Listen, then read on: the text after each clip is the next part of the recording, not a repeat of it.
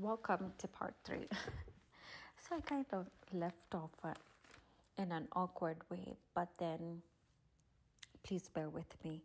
So, in the previous part 2, we covered the 6 ways to turn your desire into riches. And the next subtitle is Can You Imagine Yourself a Millionaire? Which is connected to that previous part. So, a line that I liked is the successful application of these 6 steps does call for sufficient imagination to enable one to see and to understand that accumulation of money cannot be left to chance, good fortune, and luck. Just a side note here, I am a personal believer that I will one day win a lottery.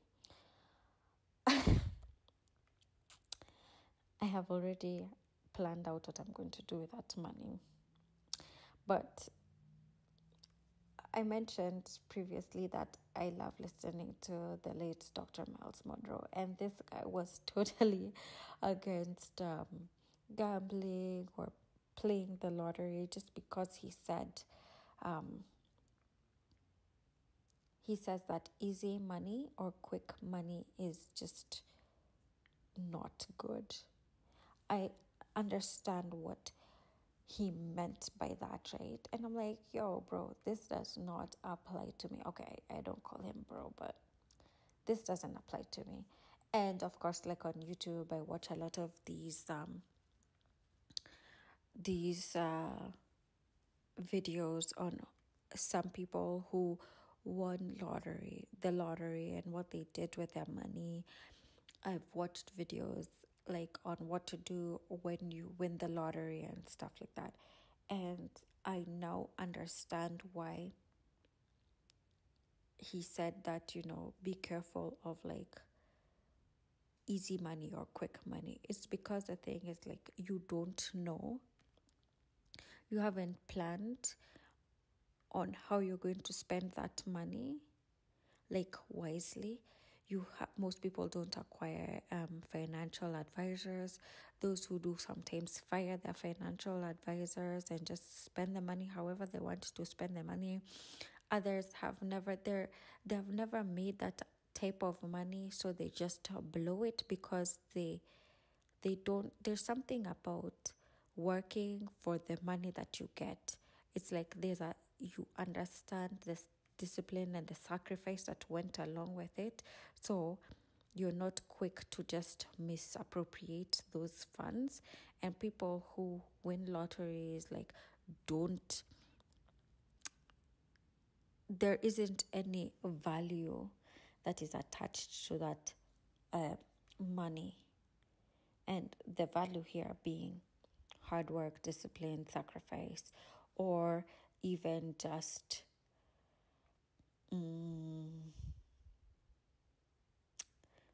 being persistent or having to wait for those financial returns for an amount of time, So there's just that default where you're just like, oh, I'm going to blow through that money. But I don't think that's going to be me. And how some people also don't take the time to research business, how it works, what's in, what's not in, They don't acquire professional services or expertise, and the things that they invest their money in just tends to fail. Money is a great resource to have, but you have to know how to use it as a tool. It's like, let's say money, for example, is let's use an analogy, like money can be a hammer, right? It's like a tool, right? But if you're using that hammer to put dents in a wall as opposed to hammering a nail so that you can hang a picture, you feel what I'm saying? So yes, it is a tool, and that tool can be used inappropriately or appropriately. So money just doesn't fix all problems. You have to know how to use it so that you can fix problems. Okay. One must realize that all who have accumulated great fortunes first did a certain amount of dreaming, hoping, wishing, desiring, and planning before they acquired their money. So I can safely say that I have done all the above. So that once I get that money, I know what to put it into use for and not squander it. The next subtitle, The Power of Great Dreams. A line that I liked is this one. There is one quality which one must possess to win, and that is definiteness of purpose, the knowledge of what one wants, and a burning desire to possess it. I think we have covered this, and we're going to keep on covering that statement over and over in this book. Another statement I liked is, in planning to acquire your share of the riches, let no one influence you to scorn the dreamer. So you are the dreamer. Don't allow anybody to chastise you or tell you, hey, you can't do it, or you shouldn't do that. Oh my gosh, what are you thinking? If the thing you wish to do is right and you believe in it, go ahead and do it. Put your dreams across and never mind what they say if you meet with temporary defeat, for they perhaps do not know that every failure brings with it the seed of an equivalent success. So they can be anybody and everybody. It can be your boss, it can be your teachers, it can be your parents, it can be your spouse, it can even be your child.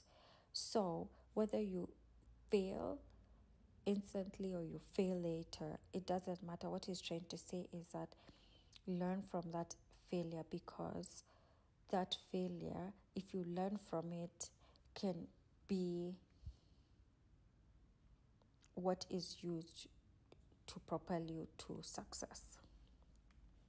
He gives a couple of examples, like he uses the Wright brothers, he uses Thomas Edison as an example, and he names this guy called Marconi, and his story was quite interesting. And he's this guy who dreamt up this whole idea of like TV and radio, and how that whole system could be engineered. And of course, before, in that time of the conception of that idea, it seemed wacko, so wacko that he told his friends, and when they told him, they thought like, this dude is crazy. So they got him into custody and ended up committing him into a psych ward.